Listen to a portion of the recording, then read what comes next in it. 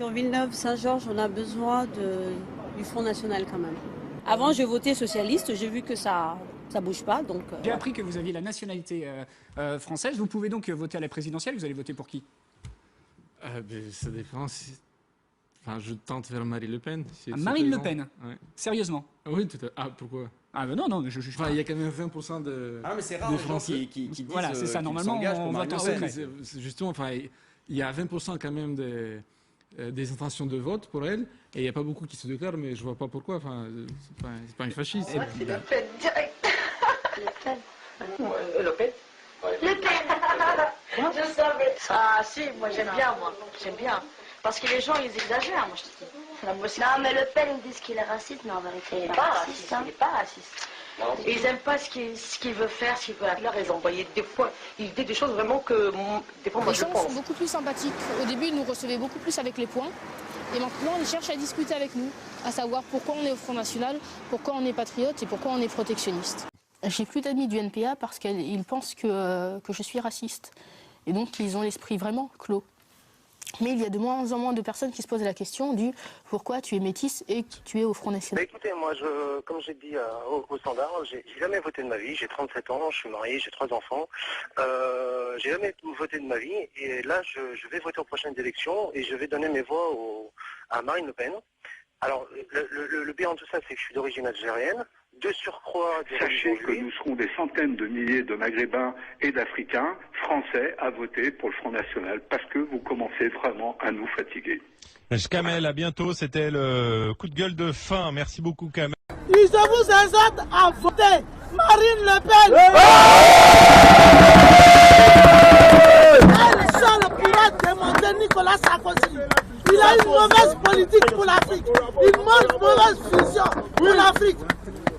Assemblons-nous. Ne disons pas je suis congolais, dis que je suis sénégalais, dis que je suis ivoirien. Nous sommes africains, nous sommes tous des noirs. Et nous nous battons pour nous libérer.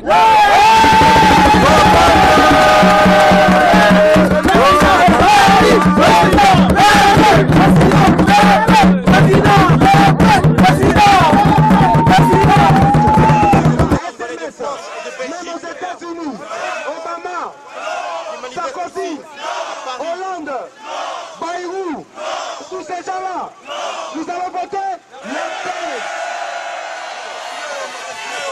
Aïe aïe Mohamed,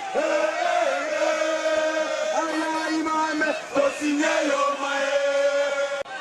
Ni à gauche, ni à droite, ni à gauche, ni à droite, ni à gauche, ni à gauche, ni à gauche, peuple congolais, De Villepin, non, De Villepin, Bayrou, Hollande, Sarkozy, Le Pen.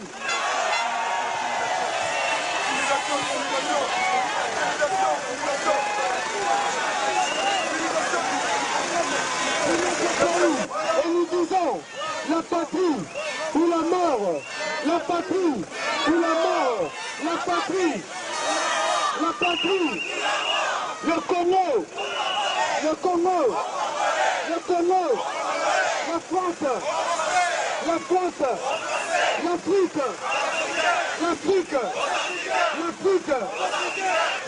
l'Afrique de Kadhafi, oh yeah!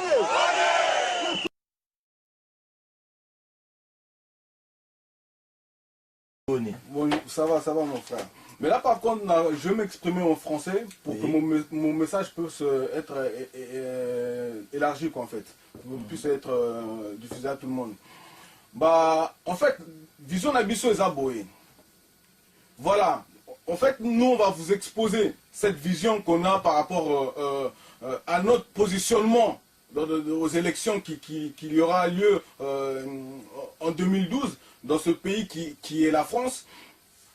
Alors notre positionnement est plus précisément pour la droite.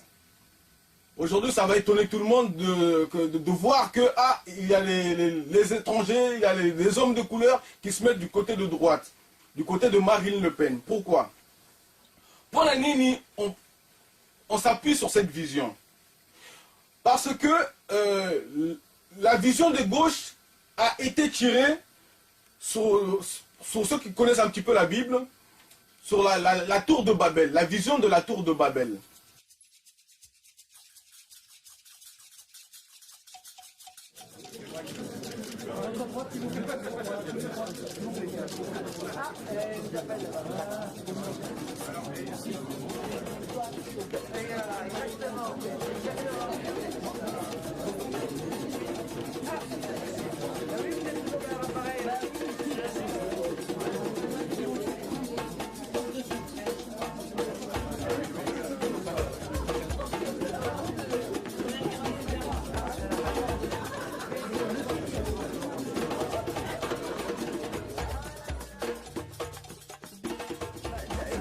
Je pense qu'en sauvant la situation économique française et notamment en arrachant notre pays au handicap de l'euro, je vais déjà sauver tous les pays qui dépendent du franc CFA, voyez-vous, parce que je pense que c'est une des raisons de leur appauvrissement considérable, qui sont en train d'être étranglés sous nos yeux, sans d'ailleurs que ça passe scier les grandes consciences qui nous gouvernent. Deuxièmement, je pense que tout demain doit se passer dans le respect des nations souveraines et des nations qui se parlent avec respect et égalité les unes avec les autres. La lutte contre la corruption, c'est ensemble que nous la ferons. La fin de la France-Afrique, c'est ensemble que nous la mettrons en œuvre. Rendre au peuple, tous les peuples, non seulement leur liberté de disposer d'eux-mêmes, mais également les richesses qui leur appartiennent. Je crois que c'est un des grands projets que nous pourrons tous ensemble mener demain. Je vais leur dire qu'ils n'écoutent pas ceux qui ont vendu la liberté du peuple français, qui l'ont ruiné, qui ont fait de notre immense pays un pays au bord de la faillite, qu'ils sachent que autour de moi, j'ai vocation à accueillir tous ceux qui ont la nation au cœur, tous ceux qui pensent qu'ils ont à l'égard de leurs enfants une responsabilité, celui de transmettre le patrimoine qu'ils ont reçu sans l'avoir dénaturé, sans l'avoir affaibli, tous ceux qui sont attachés à la liberté, la vraie, l'égalité, la vraie, et la fraternité, la vraie. Pour l'Africain, plus particulièrement pour le grand problème aujourd'hui que la France, M. Sarkozy, a soutenu un président aujourd'hui que l'Afrique et tous les Congolais pourraient considérer un assassinat d'un meurtrier. Qu'est-ce que vous aurez à passer comme message au président Sarkozy et à tous les Congolais aujourd'hui qui commencent vraiment, je vous le dis, parce que moi j'ai un peu de mal à vous faire confiance? J'ai envie de leur dire que le combat pour la liberté et la démocratie est un combat quotidien. La liberté, la démocratie, la dignité et la fierté ne sont jamais acquis. Tous les jours, il faut lutter. Moi, je lutte. Et quand je lutte pour la liberté, la souveraineté et la défense de l'identité de la France, je lutte aussi pour la défense de la liberté, de la souveraineté et de l'identité de toutes les nations du monde. Je vous remercie beaucoup. Je vais pas prendre le temps parce que je vous en prie. À la fin de votre réunion. Merci. Je vous en prie. Bonjour, bienvenue sur RMC, Vera. Oui, bonjour Guillaume. Vera, vous êtes à Paris, vous êtes française, mais depuis Oui, peu. je suis française depuis très peu. C'était un rêve d'enfant de devenir française. Vous êtes de quelle origine, Vera? D'origine russe. Et vous avez la double nationalité aujourd'hui alors?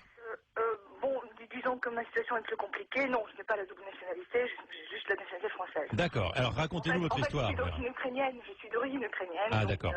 Voilà, c'est un peu compliqué. Et c'était un rêve? Voilà, c'était un rêve d'enfant. J'ai commencé à apprendre le français à 8 ans.